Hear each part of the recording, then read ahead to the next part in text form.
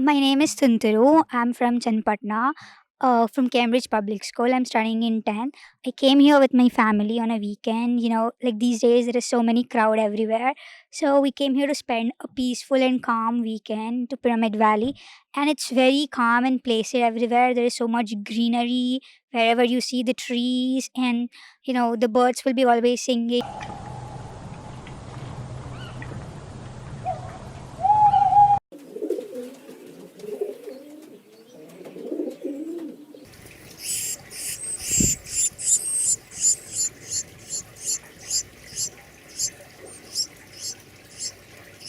It's a very common place here, and also they teach you how to do meditation and those techniques and how to silence your mind.